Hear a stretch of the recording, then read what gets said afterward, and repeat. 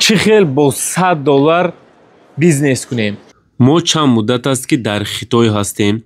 یک چند فابریکه و بازارهای خیتای رو دور زدیم و بارهای رو پیدا کرده هستیم که نرخ‌هایشان تقریبا از 300 روبل سر می شود، 500 روبل، 700 روبل تا 1,500 و این بارها باشد در دیگر جایها از 2000 زیاد می فروشند. شما در $100 می توانید که 2 коробка مثلا بار گیرید. 2 коробка تقریبا 16 پر می شود. تنها ما اپتون می فروشیم. اگر در بالایش 1000 روبلی مانده فروشید، این $100 شما تقریبا نزدیکی $300 می شود. اکنون فهمیدید که چی خیل بیزنس کردن آسان است.